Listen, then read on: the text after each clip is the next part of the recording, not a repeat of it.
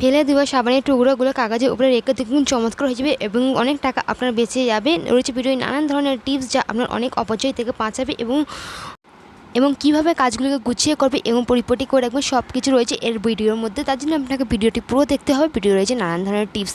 এখানে আমি একটা পাতিলেতে পানি কিছুটা গরম করতে দিয়েছি। এই গরম পানির উপকারিতা কি আপনি জানেন?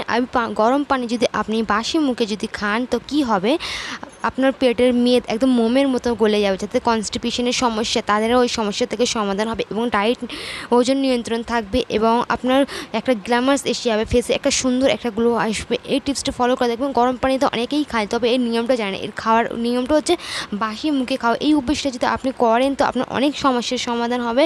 এই কনস্টিপেশনের মতন সমস্যা এবং ওজনকে নিয়ন্ত্রণে রাখা এটা একটা সবচেয়ে বড় টাস্ক, তাই না? তো এই টিপসটা ফলো করে দেখবেন আপনার লাইফ চেঞ্জ হয়ে যাবে।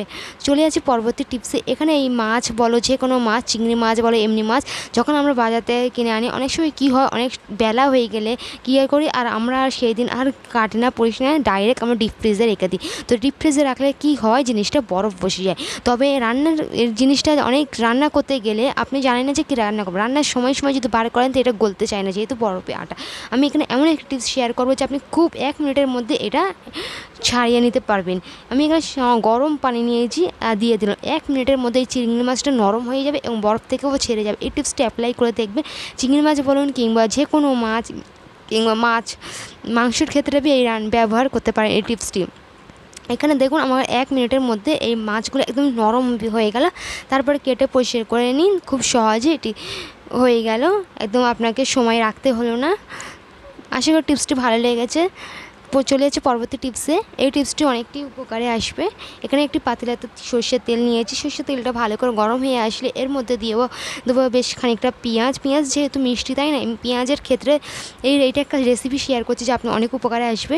পেঁয়াজের যেহেতু মিষ্টি হয়ে যায় না পেঁয়াজের রান্নাতে, তার জন্য পেঁয়াজটাকে ব্যালেন্স করার জন্য এখানে বেশ 5-6টা মতো আমি রসুনের কোয়া দিয়ে দেবো। যখন পেঁয়াজটা বাদামি রঙের এসে যাবে দিয়ে দিয়েছি এর মধ্যে। তারপর রসুন আর পেঁয়াজের ফ্লেভারটা খুব সুন্দর এসে রান্না একদম স্বাদ দ্বিগুণ করে দেবে রান্নাকে।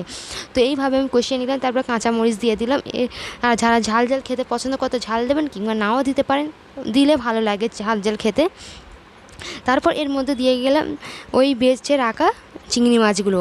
এখানে আমি চিংড়ি মাছের রেসিপি আমি শেয়ার করছি, ভালোই লাগবে দেখতে খেতেও। তারপরে চিংড়ি মাছটাও পেঁয়াজ, রসুন এবং কাঁচামরিচের সাথে ভালো করে ভেজে নেব। ভাজা হয়ে আসলে এর মধ্যে সমস্ত মশলাগুলো দিয়ে দেবো। এতে এখানে ভালোভাবে, যেমন লাল মরিচের গুঁড়ো, হলুদের গুঁড়ো, জিরে গুঁড়ো, ধনে গুঁড়ো। এখানে পরিমাণটা দেখেই বুঝতে পেরেছি 1/2 চামচ আমি এখানে জিরা দিয়েছি, তার চেয়েও কম ধনে দিয়েছি। তারপর এখানে পরিমাণ মতো লবণ দিয়ে ভালো করে একটু ভেজে নেব। ভালো করে ভেজে নিতে হবে। ফ্লেমটা অবশ্যই লোতে রাখবে, কারণ এই মশলাগুলো পুড়ে গেলে রান্নার স্বাদ একদম চলে যায়। তারপর এর মধ্যে কিছুটা পানি দিয়ে ভালো করে কষিয়ে নেব। তো ভালো করে কষিয়ে নিতে হবে। কষিয়ে নেওয়ার পর খানিকটা আরও পানি দিয়ে রান্নাটাকে হতে দেব। তো এখানে আমি পানি দিয়ে দিয়েছি। এবার এটা রান্না হয়ে যাবে ভালোভাবে। তো রান্না হয়ে যাওয়ার পর দেখাচ্ছি, দেখুন। আশা করি রেসিপিটি ভালো লেগেছে। সিম্পল হলেও অনেক মজার।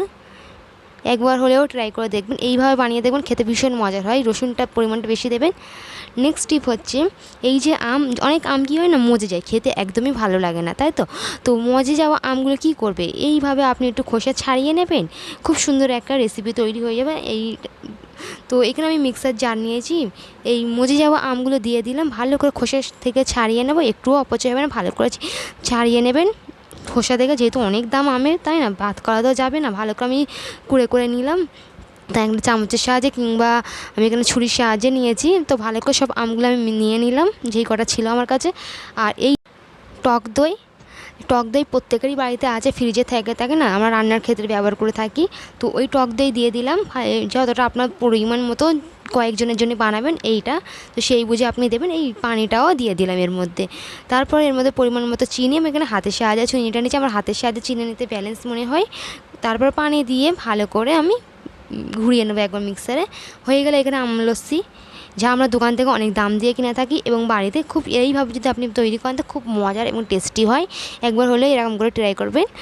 তো আশা করি টিপসটি ভালো লেগেছে বা রেসিপিটিও ভালো লেগেছে। প্লিজ ভিডিওকে লাইক দেবেন এবং চ্যানেলটিকে সাবস্ক্রাইব করে দেবেন, পাশে থাকা বেল আইকনে অল অপশনটি প্রেস করে দেবেন। আমি এই ধরনের নিত্য নতুন ভিডিও রোজই নিয়ে আসি, যা আপনার কাজকে সুবিধার করে দেবে এবং আপনার অনেক সময়কে বাঁচিয়ে দেবে এবং আপনি নিজের জন্যও সময় বাঁচাতে পারবে।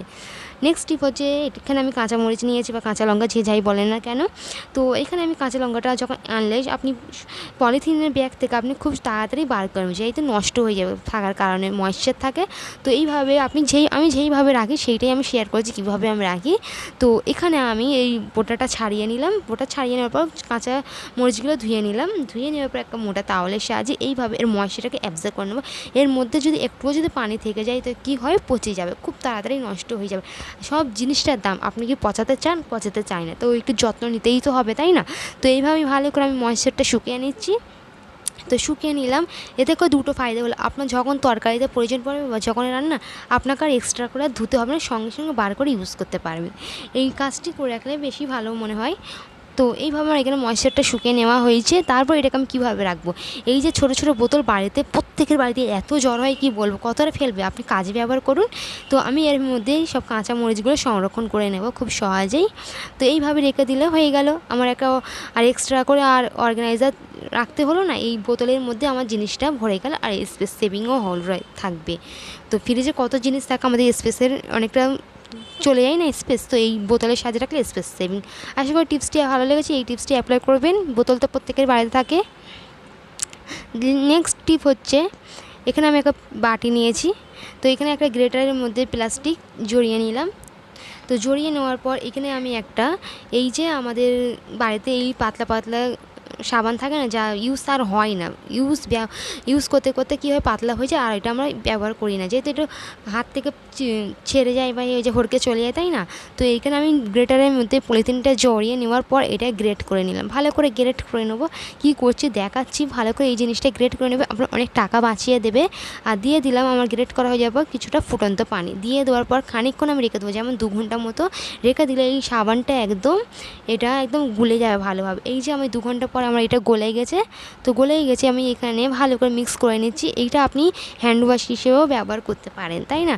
এমনি অবস্থায় একটা বোতলে ঢেলে খানিকটা বার করে আপনি হ্যান্ড ওয়াশ হিসেবেও ব্যবহার করতে পারেন। তবে আমি এখানে এটা হ্যান্ড ওয়াশ করবো না, এই যে পেপারের সোপ হয় ওই তৈরি করছি। এই যে আমি পেপারে আমি নিয়ে নিলাম দুটো খাতার পিসটা নিয়েছি, কিংবা আপনারা নিউজ পেপারও নিতে পারেন, যেটা আপনার হাতের কাছেই করবেন। এই ধরনের পাতলা সাবানগুলো ফেলে দেবেন, এইভাবে ব্যবহার করে দেবেন, আপনার অনেক টাকা বেঁচে যাবে। এই আমাদের সাবান তো ইউজ হয় হাত ধোয়ার ক্ষেত্রে বা বাথরুমে যাওয়ার ক্ষেত্রে, এসে আমাদের সাবানটা ইউজ হয়। তো এই সাবানগুলো আপনি ব্যবহার করতে পারেন। এইভাবে আমি দুটো আমি পেস্ট টাইপ করেছি, এবার শুকাতে দেবো 3 থেকে ঘন্টা লাগে, 3-4 ঘন্টা। আমার এখানে যেহেতু বেশিক্ষণ শুকায়নি, আমার ভিডিও বানাতে হবে এবং এই ভিডিওটাকে এডিটিং করতে হবে, আপনারা একটু ভালো করে শুকিয়ে নেবেন, তারপরে কাটবে। তো আমি এখানে শুকিয়ে হালকা যতটা হয়েছে, অতটা হয়নি, তবু আমি কেটে নিচ্ছি এইভাবে। তো ভালো করে ছোটো ছোটো করে কেটে নিলাম, কেটে নেওয়ার পর অনেকটা সুন্দরভাবে কেটে নেবো ছোটো ছোটো করে টুকরো করে। তো আমার ভিডিও এডিটিংয়ের তাড়া ছিল বলে আমি ভালো করে শুকাতে একটু হাতে অ্যাবজর্ব হয়ে যাচ্ছে। তো এইভাবে টুকরো করে কেটে নেওয়ার পর,